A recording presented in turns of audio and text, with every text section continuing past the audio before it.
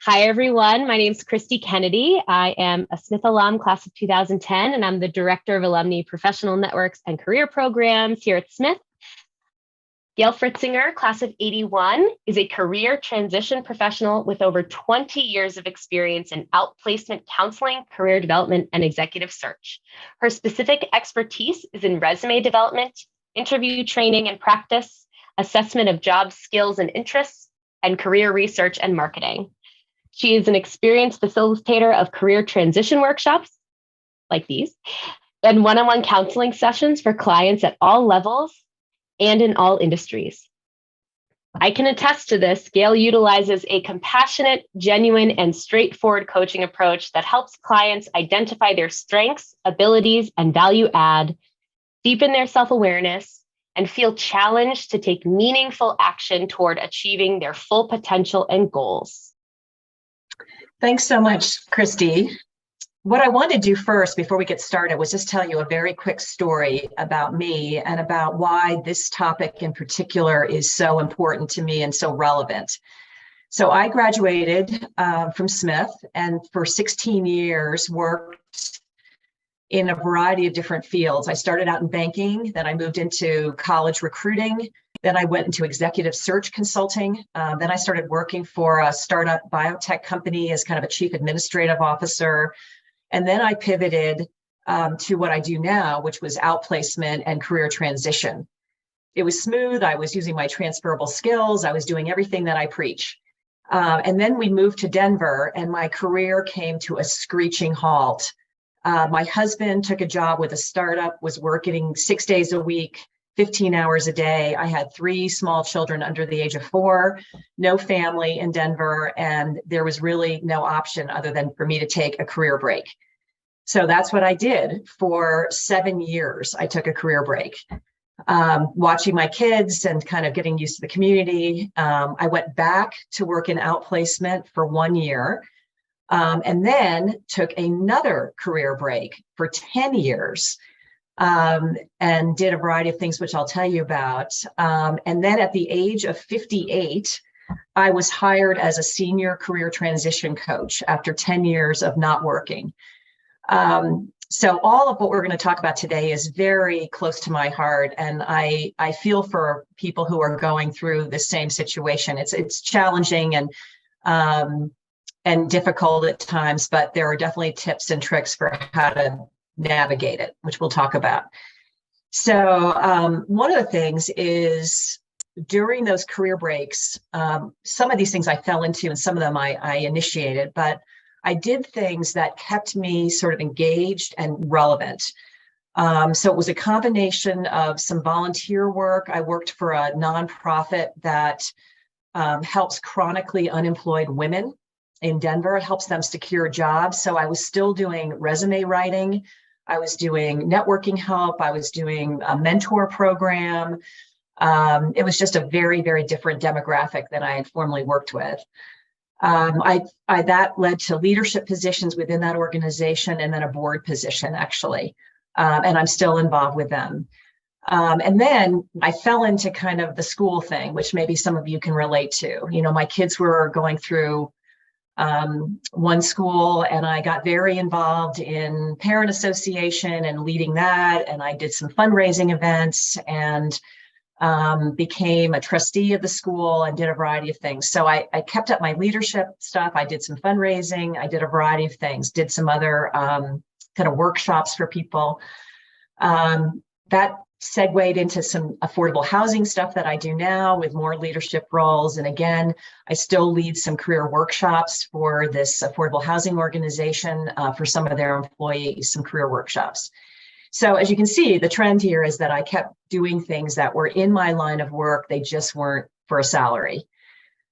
So when I went back to try to find another career opportunity, the firm that hired me said, you know, you are still relevant. You are still doing the same things. We need you. So it was very, it was great, certainly for my ego to know that I could still get a job. And so that's what I've been doing ever since and doing these workshops for Smith. So what I'm saying here, I guess, is really the goal for everyone is really to stay engaged as much as possible, even if you are working and not working, or you're doing something that is part-time, or you're with your family, or you've taken a break for health reasons, whatever it might be. Keeping your skills and relationships up to date is really probably the most important thing. Gail's story is not unique to Gail.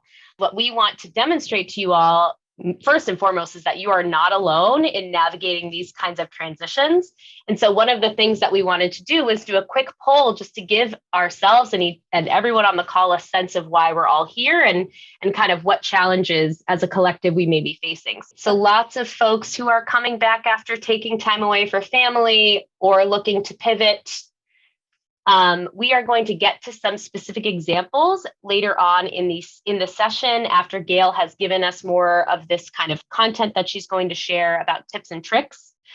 We'll walk through some real anecdotes and examples so we can have kind of Gail's coaching on how to navigate those specific kinds of situations.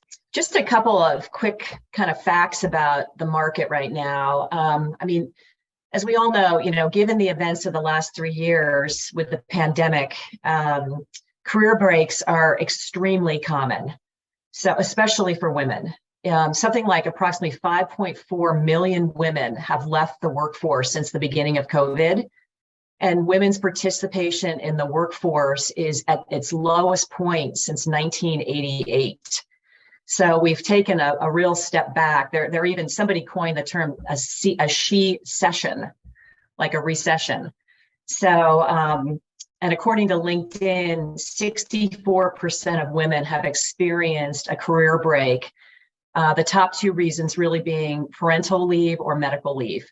So that answers a lot of you that wrote that in the poll is, 50% said that they had taken a break for family reasons. We always talked about this. It used to be that a break or a gap on your resume was absolutely, taboo. It was a career killer. But now career breaks are really very common. As I just said, there are opportunities to strengthen your competencies or renew your energy if that's what you need, if you've experienced some burnout. And it's also a time to try on some new career options. And employers are sort of waking up to the fact that they really need talented workers, obviously, especially women. Some companies are actually offering what they call returnships, kind of like an internship, a returnship. IBM, for instance, is doing this. And there's some websites where you can go on and look at returnships if that's something that you're interested in. So that's just another way to attract workers who want more flexible work environments. And it's a way to attract them and also retain them. So I want to talk to you. Everybody got ahead of time a list of the 7 tips that I kind of came up with. And I want to just kind of run through those. So the first one is probably the most important, which is kind of shaping the narrative about why you took a career break. There is really no reason to apologize for this. You really just need to state it confidently and clearly and just say, I took a break for fill in the blank, whatever reason it is. It's one of those things where I know it feels uncomfortable, it feels like a negative, but it's really one of those things you state it and then you move on and you talk about why you are someone who should be hired for another position. Reasons are typically caring for kids, caring for sick relatives, burnout, desire to gain some new skills, whatever it might be, pivot to something new. But it's all about then developing really your story. Those 2 handouts, one is called Personal Brand and one is Why Me, and those are worksheets. Those are things that I came up with that you can take a look at and help you kind of develop this story and kind of shape your own narrative. So, and what really are those kinds of things are things where you identify skills that you have, abilities that you have, you think about key accomplishments.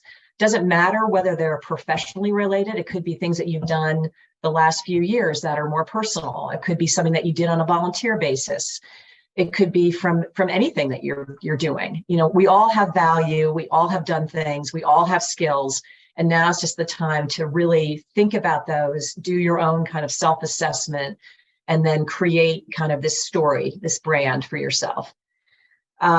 What we're all trying to find really is, what I would call kind of your sweet spot, right? It's sort of the intersection of what do you enjoy and what you're good at. And that's also kind of ties into kind of your value add. I'm a big person that believes in everybody has some value add that they can give to an organization. And really that's what an employer is looking for. They're looking for people who can add value to their organization, can do something differently, can bring different experiences. So that's what you want to really identify and think about. So use those worksheets as kind of a starting point, if that works for you, and see if you can kind of craft your narrative and your story. Along with that, if you're getting started and you're like, what do I want to do? I have no idea what I want to do. Is after you've kind of looked at what your skills are, think about, what have you liked to do? If you look back at past jobs, what were the things you liked best? What were the things you didn't like? That's always helpful. And then starting to think about 3 to 4 potential career paths.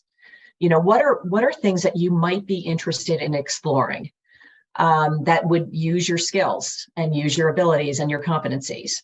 And so start to think about those. And then along with that, start to research companies that are places that have those kinds of positions and where you could possibly, talk to people, where you could find opportunities. So it's kind of a tandem thing here where you're thinking about career paths and then you're thinking about companies where you could actually work. Researching companies is easy, obviously, these days. You can look on company websites. Google is great for everything.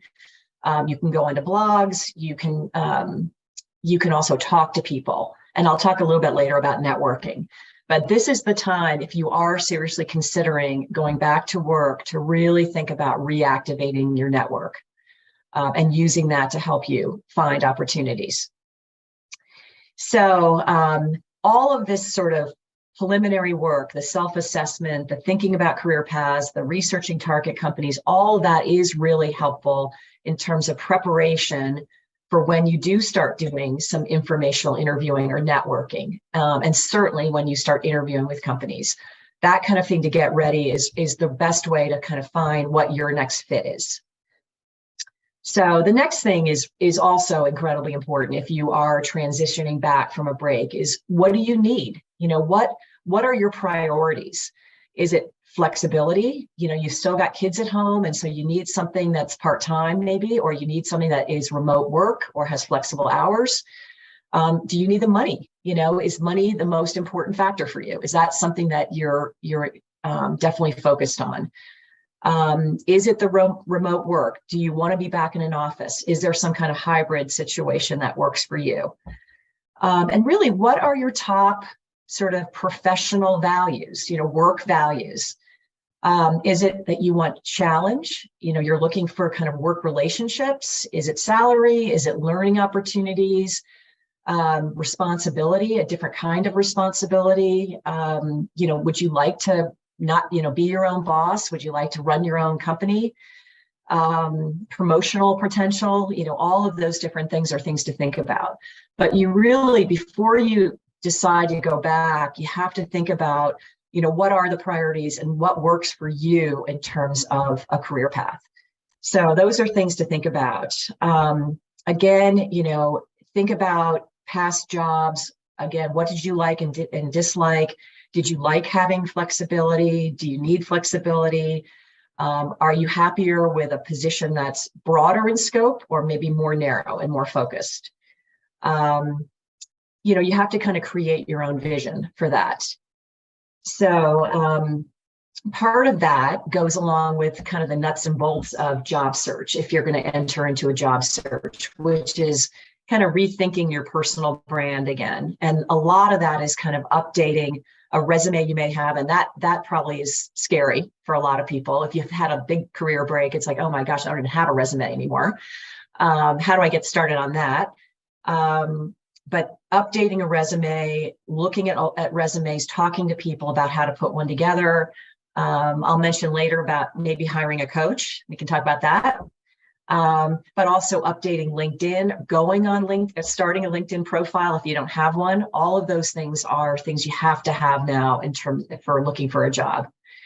So LinkedIn actually even has a new feature that they call career breaks, where you can go on and give some context and some details about why you took a career break, and you can add that to your LinkedIn profile. So they've got the message that people have taken breaks from work, especially during this time of the pandemic. So your resume, though, should really focus on, current and relevant skills. Again, it doesn't matter where you got those from, if you've gotten them from what you've been doing most recently, and also focus on accomplishments. Again, not all accomplishments come from professional work. They come from other things that we do, that we've filled our time with while we've taken this career break. So think about that and how to put that together. There's lots of help out there for that. Remember that when you are applying for things, you always have to customize your resume. So you'll be doing that as well. So think about that. I've been talking a lot about skills. I talk a lot generally about transferable skills because we all have them. And that's what you're going to be selling to people, the transferable skills that you have from whatever you've been doing during your break to whatever you want to do next. The other thing that goes along with that is this whole idea of kind of upskilling. Or up leveling, they call it as well. And this has been a time, this is a good time actually to think about learning new skills or updating skills that you have. If you feel like your technical skills are weak, this is a great time to use something like LinkedIn Learning. They've got a million courses that you can take if you're trying to learn something new. Maybe you want to get a certification. That's something that's fairly easy to do. You can do online. Especially if you're in a position where things are changing very rapidly, like digital marketing, or you're doing, something in kind of a software or IT, anything with IT. Fields that change rapidly require additional certifications and training. So if that is something, if that's a direction that you're thinking about going in, you might really want to kind of move forward and think about certifications. And how to do that. So you just want to make sure that you are competitive, again, that you're relevant, and that people do not even question whether or not you can do the job for those reasons, for skill reasons. So good time to look into all of that. One way to do it actually is, if you're thinking about a certain field, look into certain job positions, read them, the job description, and see what are employers asking for. Are they asking for some very specific technical skill, or some sort of program, or some data analytics, whatever it might be that you would have to have in order to take those jobs. So, and that's a great guide for what you need to do from there and what kinds of certifications you might need. There are some resources that I've come across over the last few months. There's a website called APRES, APRES. It's got career resources for women returning to work. And then there's another one called womenbacktowork.org, and they have returnships, like I mentioned. So that's another thing to take a look at. But there are lots and lots of websites. I mean, there's flexjobs.com if you're looking for a flexible job. I mean, there are just many, many of these that you can look at, and that'll help you kind of get back into the market. I mentioned networking. I'm sort of a networking fanatic, to be honest. I mean, that is effective networking is kind of my mantra, and there is no other way to probably more effective way to get back into the workforce than to reactivate your network, whatever that looks like. If you're feeling like, oh my gosh, I'm really disconnected from my former coworkers, what is my network? Who is in my network? Start with the people that you know best. Start with family and friends and people you've maybe been in organizations with. Maybe it's a volunteer organization. Whoever I mean, everybody is sort of fair game in my world of networking, because everybody does something. Everybody is working or has worked and has connections. Everybody has contacts, and everybody really has advice for you, advice and guidance. So This is the time to really find those people that can be helpful to you. There is no better way to find an opportunity really than to network. And because it's less competitive, you're not out there with hundreds of people who are pushing the button on Indeed.com or other job aggregators. And you're talking to people who know you, who you can really share your ideas, who can be helpful crafting these career paths that you might be thinking about, and just validating that you are able to get back into the workforce. So I think we're all kind of looking for that. We're all looking for people who can say, we still have value, we do have skills, we do have abilities and competencies, and we can make it work and we can do something different. So find out who those people are. I did a workshop on networking. If you want to review that, that's helpful, with lots of networking tips. And hopefully what will happen is the networking will then sort of transition into some real interviewing opportunities where you're looking at actual positions that you might want to accept. So preparing for interviews is something that everybody is afraid of. Interviewing is always pretty anxiety producing, but again, you've done some informational interviewing. It's not that different.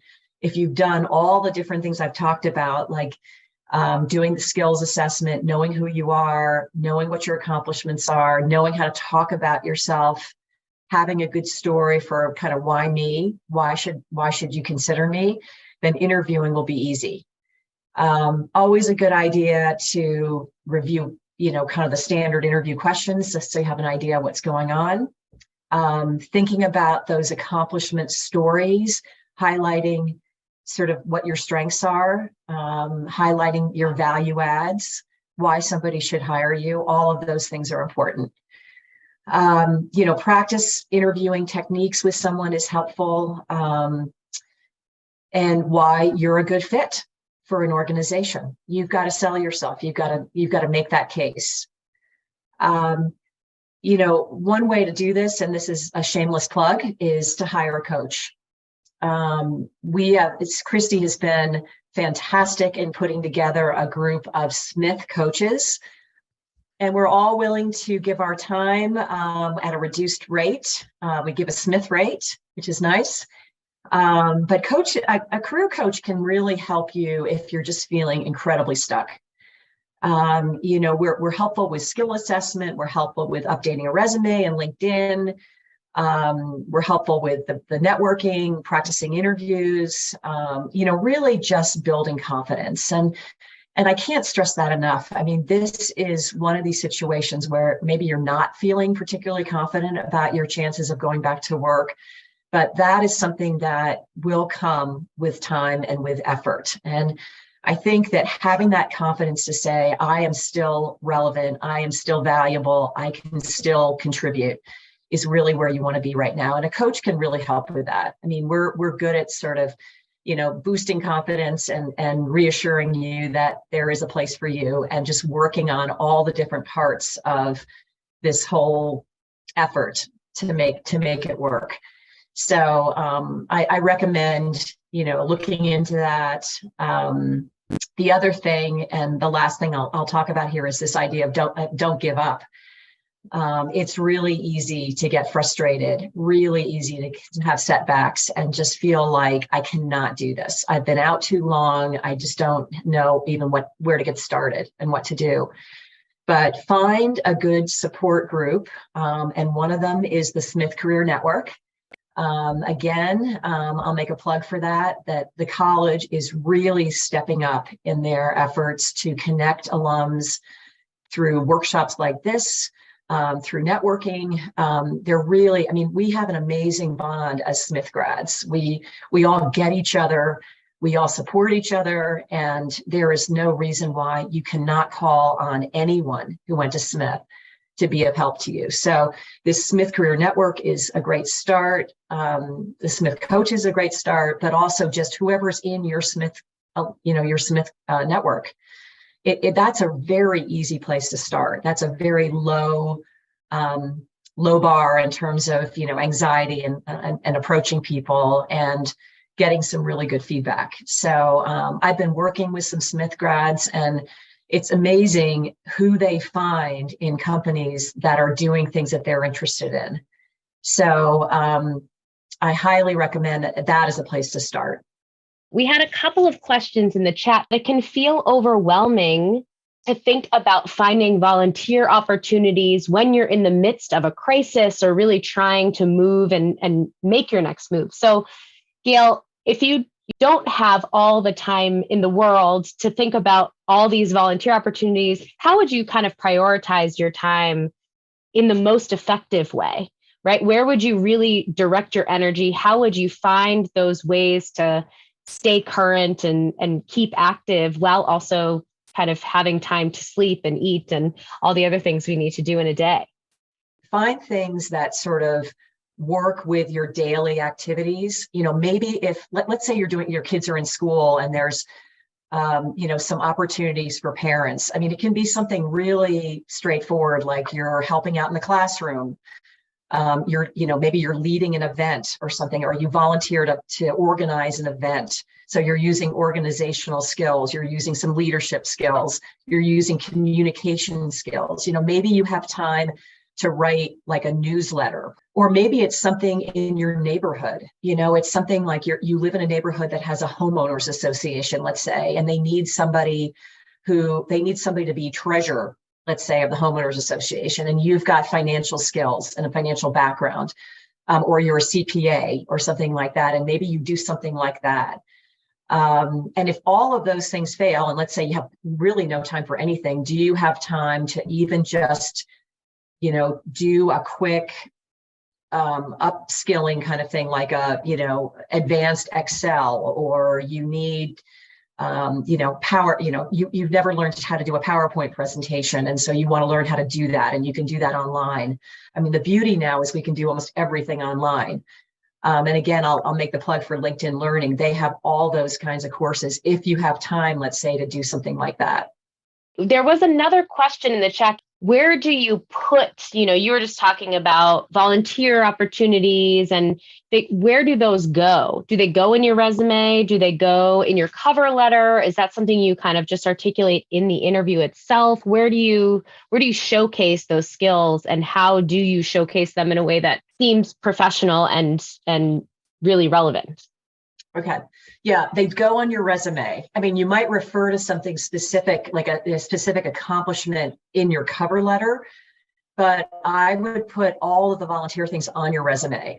There are a couple ways you can do it. One way would be you could do what we call a functional resume, where it's really outlined by skill groups, and you could put them under different skill groups, like if you had a lot of communications experience or you had leadership or something like that. But in a very traditional resume, which is we've all seen like in the reverse chronological, you would put them, list them and talk about what your position was. If your professional experience is more recent, make a separate section, either call it additional experience or selected activities, or you could say leadership experience, you could call it volunteer or community engagement, put a separate section. But absolutely highlight it on your resume. You want people to see it.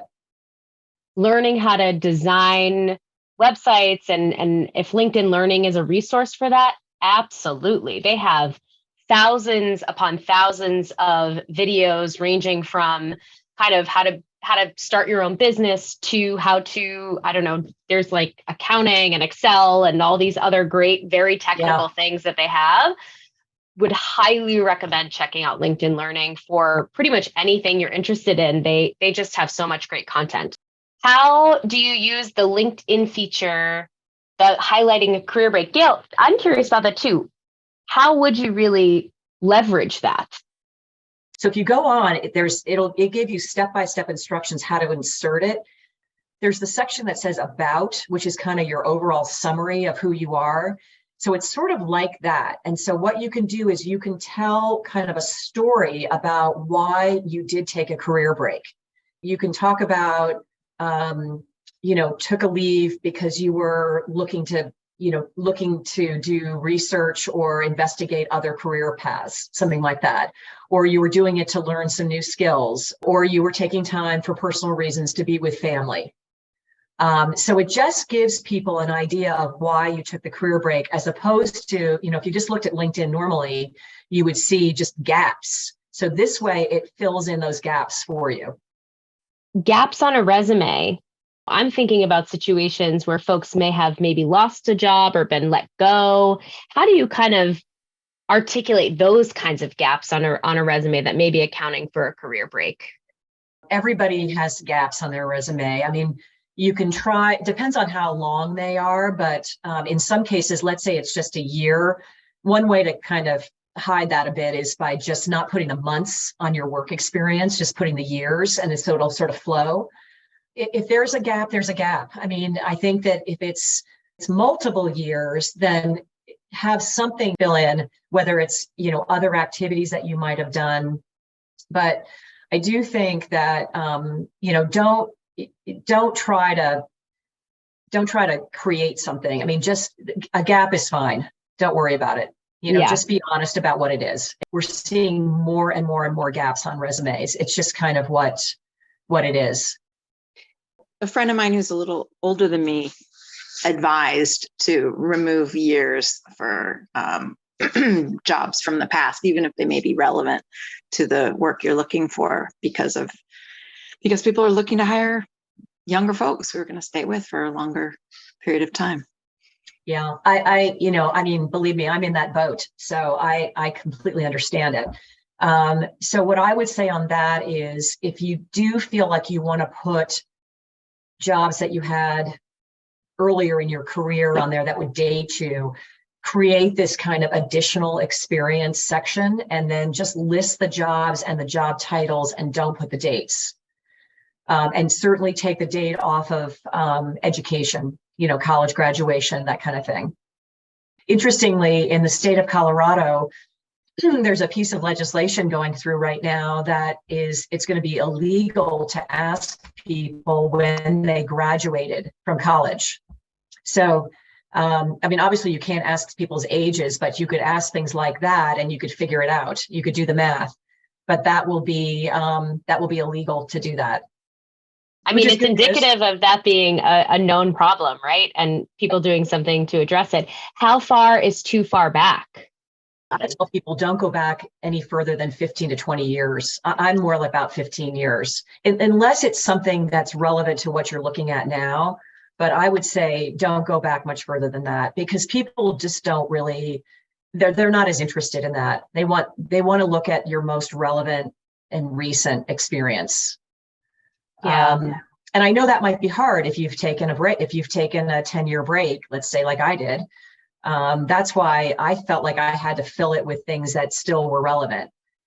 And again, really speaks to the networking, is if you can have people speak for you and say, I know it looks like she hasn't worked in a while, but her skills are really up to date. She's got exactly what we need. She can add a lot of value. We need to talk to her. There is the power of networking, is having people be your advocate. We have a very concrete example and a question. The job that they most enjoyed and did best was 20 years ago. For the past 20 years, I've taken a fallback job that I really hated. How do I overcome that and get back into the industry from 20 years ago? 20 to 30 years ago, I developed a real estate database company, and was probably the first company internationally to deliver real-time real estate information over the internet. Kind of a big deal. And so I sold the company and did what everybody does when they sell a tech business: pack up the family and move to Florida. Well, in Florida, nobody cared at all about real estate information. They just wanted to buy the stuff. And so I've been selling real estate in Florida for 20 years, and I hated every minute of it. Now I'm living in DC, ready to start a new life and a new career, and I want to get back into the database technology. I've been keeping a database of every apartment unit in my apartment building, and the availabilities, price changes, just something minor, just to have something to do really. But Okay. no, so that's my story. Okay. So are you interested in starting another company, or are you thinking maybe you would, is this something that you could join forces with a big real estate company and offer this kind of service to them? I mean, it sounds very relevant to me, given It is relevant, given and the state of and the it real estate actually market. there's a job industry classification for it now called prop tech that didn't even exist, of course, when I did it. Right. And yeah, but how do I, and there are large companies, of course, that I can talk to. But my problem is, how do I relay that, I'd like a startup company, like to work in a startup company. And, Right. I see perhaps maybe being the den mother, of all these young MBAs that think they know everything and don't know how to sit across, on the curb of the street, and look at it and say, does this make any sense? Right. Because I can speak the jargon, a little bit of tech, but not currently, not the current. I read those descriptions and I don't know what some of those things mean, but I do know how to read a database. I do know how to consolidate databases, and I do know how to get creative with what to do with them. I don't know if that answered your question or not. No, I know what you mean though. You need people to do sort of what they call kind of the back end of it, and you can do the front end, which is all the sort of building, relationship building, selling of it, that kind of thing. And then you just need people who are the tech people who can kind of build it out for you. Exactly.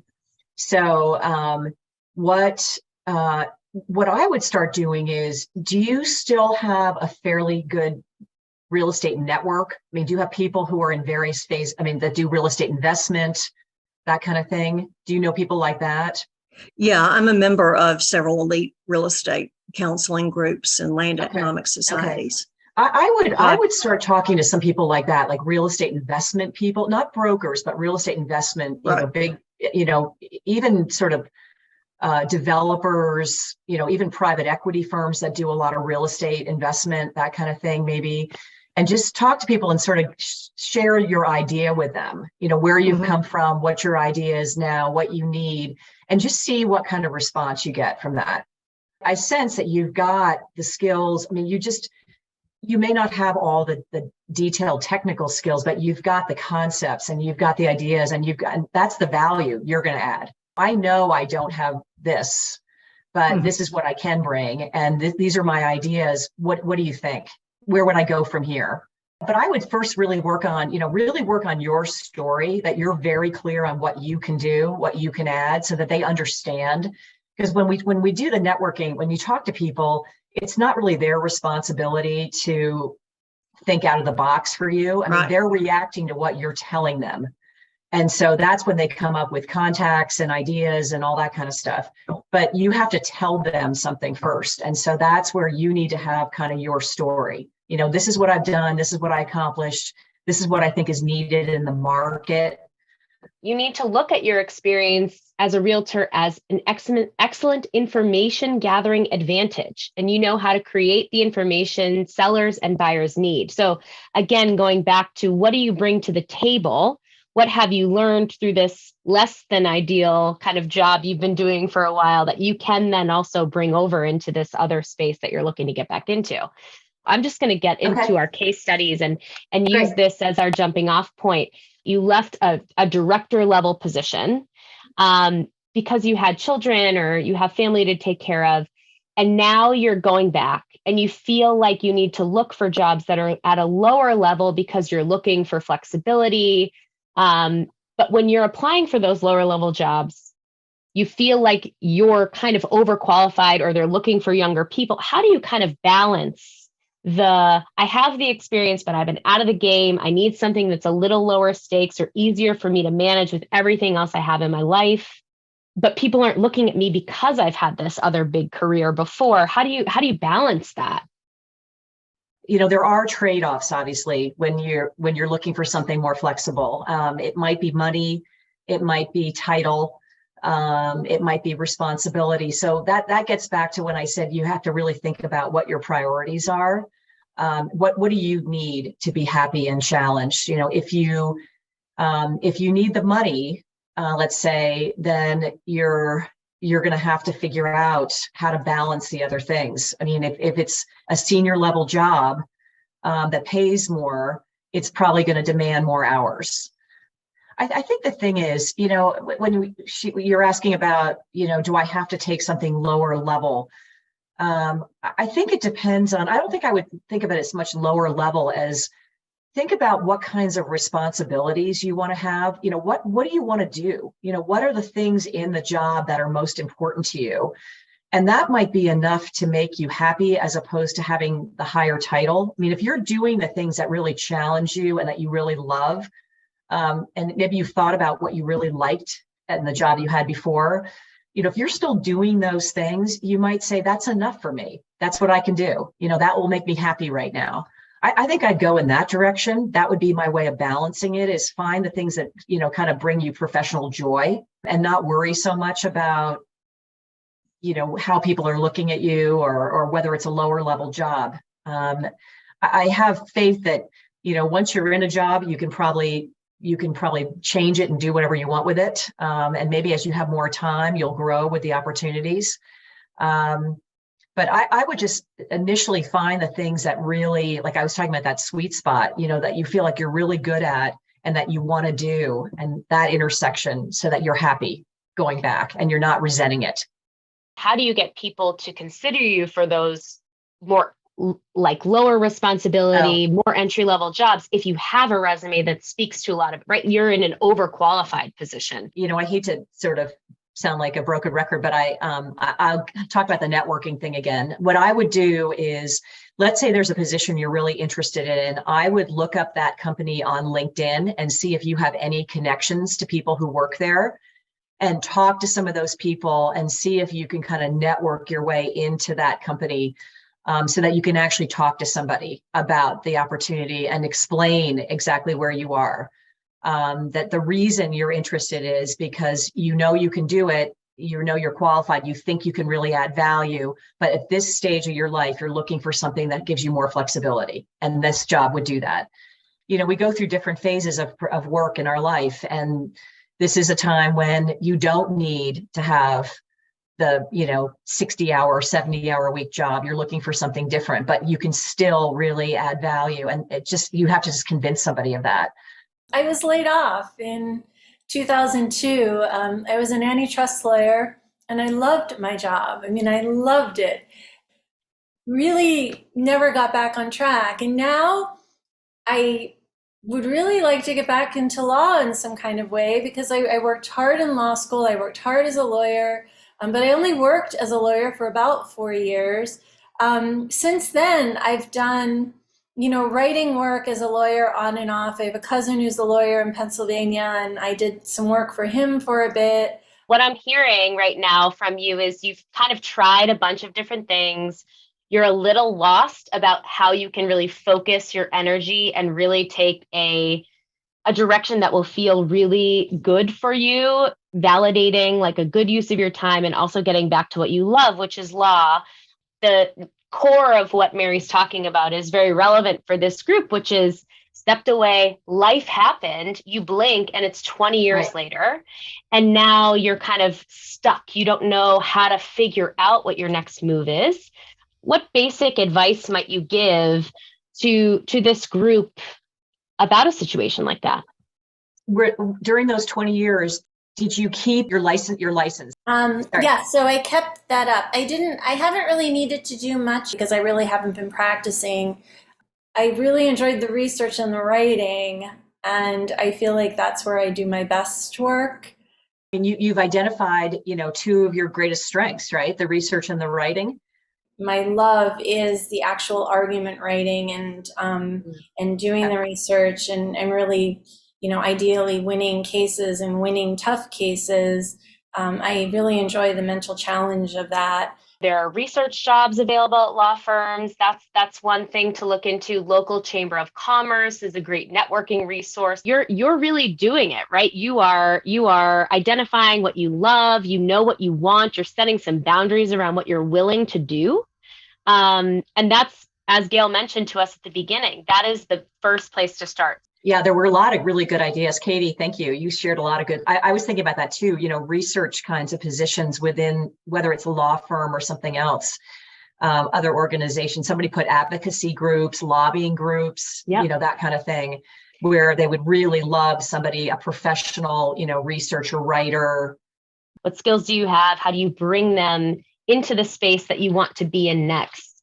Whether that's returning or making an industry change. So Gail, talk to us a little bit about how do you do that pivot? Give us a little bit of a taste of what you presented in the spring about, I don't love what I'm doing now. I took a break. Now's my time to really do what I've always wanted to. How do you break in? Okay. Talk us through that.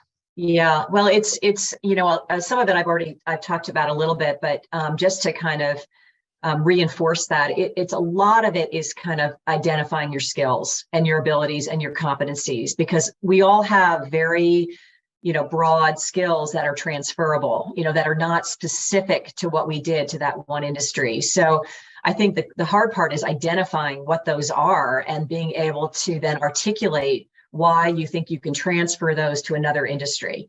But that takes some practice, that takes some skill. That is helpful to have a coach work through that with you, actually. But I think what I would say is, think about and talk to people who are maybe in the new industry that you're looking at and say, this is what I've got. Does this make any sense to you in terms of transferring it to what you do? And I think you'll find that people are very receptive. I mean, there are very few jobs out there where the employer cannot teach you, the day-to-day aspects of the job. What they're really looking for, the softer skills or the technical skills. They're looking for like people who can communicate, people who can write, people who can who can build relationships, all of those kinds of things is what people are looking for. So don't have some confidence that you do have things to offer. And it's just a question of doing some homework on, what's needed. Look at job descriptions, see what they're asking for. Yes, there will be some technical things that maybe, like, again, with the upskilling, that you can get a certification in, that you can do some coursework in, so that you're more competitive. But a lot of it will be, taking situations and experiences you've had, being able to talk about them, stressing what you've accomplished. Believe me, people want to hire individuals who have accomplished things, who have, saved money, saved time, all these different things, made things better. So, I stress that a lot, especially on resumes, where resumes are they're marketing documents. They're not a legal document. It's a marketing document, and you're marketing yourself. And what you're marketing is what you've accomplished, what the results are of the work you've done. So just believe that you can do that, and you can make a case for why you're a fit for something else.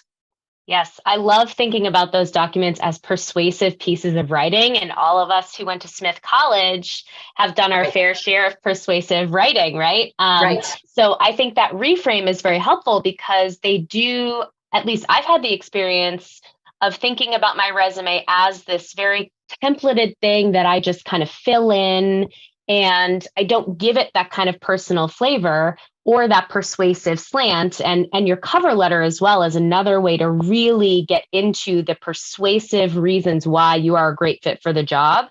And I would say that in my experience, folks sometimes don't take full advantage of that. So I love thinking about that as a persuasive document versus something that's just a laundry list of everything you've done, and really thinking about, as you've said, what is the job description asking for, and making sure that you're hitting on those things in any materials and documents that you have prepared for your application, which is also prep for your interview, right?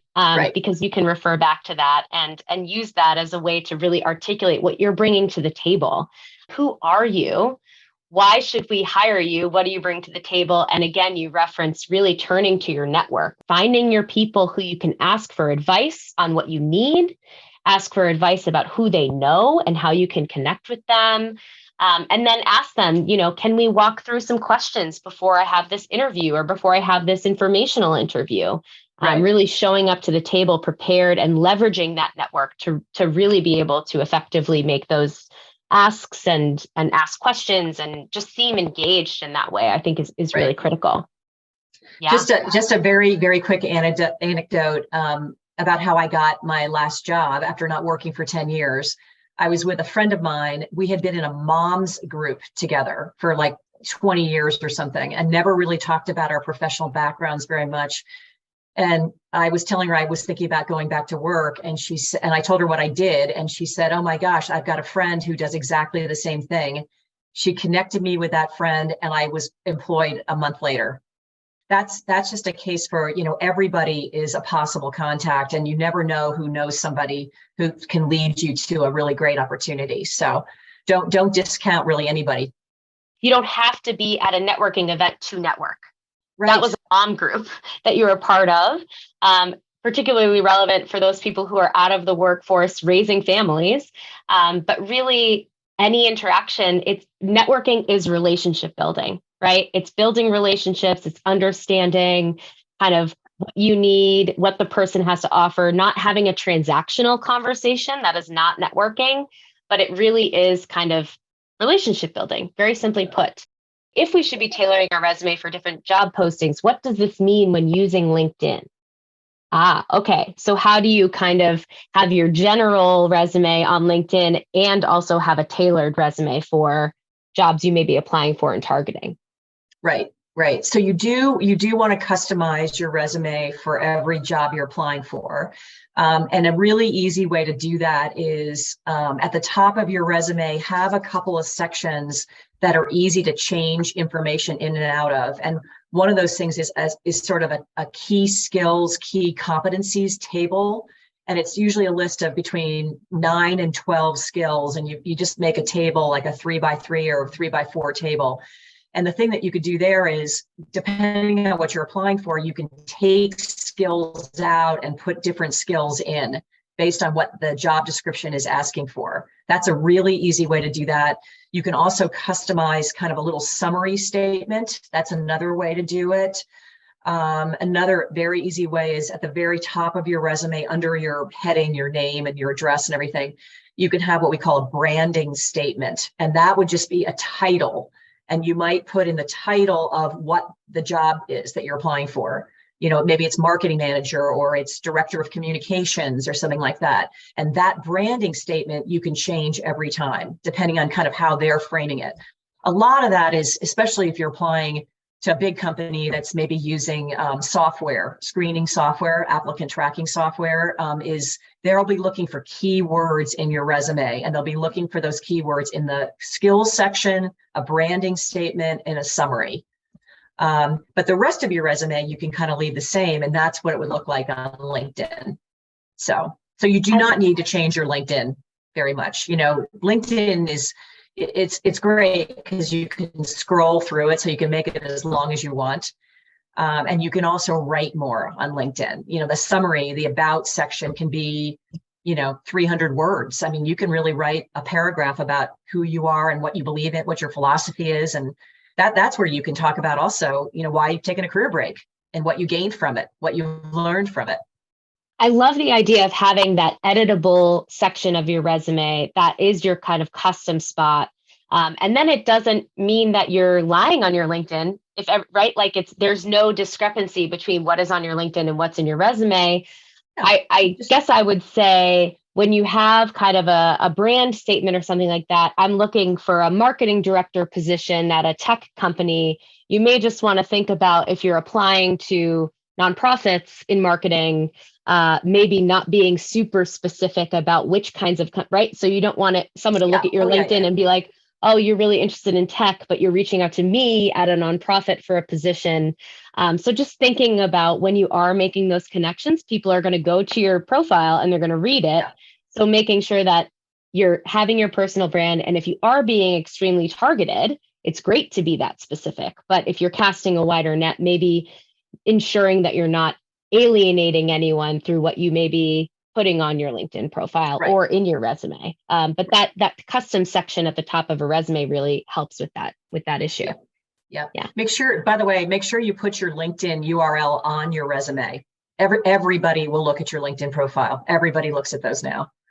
And so many people are applying through LinkedIn. I mean, there are Yes. so many spots where you can just click a button and apply. And LinkedIn is a wonderful resource. One of the ways that it's a wonderful resource is that we have the Smith Business Network Careers Connection community. Another great way to find people to network with is our Smith Network app. I'll also mention briefly again the Smith Career Coaches. They are a resource for you. We are resources for you.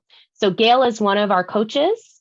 We have several others. And if you are in need or would like to be connected with one of them, please reach out to me and I'm happy to send you their contact information. You can take a look at their webinars that are on our YouTube page, see who might be the right fit for you, see what you're looking for. Each of them have a little bit of a different style. And Gail, for example, is super for transitions and pivots and kind of wanting to make a change or jump back in. We have some folks who are kind of more, oh, I'm starting out and I really need some guidance. You know, everyone has their particular flavor. So please be in touch. We really, here at Smith, want to be a resource for you as well. And, you know, the message that I say is that everything that a Smithy needs exists within the Smith network. And I'm really here to help support that. We're building programming, we're building these webinars, we're building technology that really bring that promise to fruition. And so please turn to your Smithies and really tap in to find your next role, your next move. Gail, thank you for sharing all of your insights with us today. We are so lucky to have you. Great. Thanks, Christy.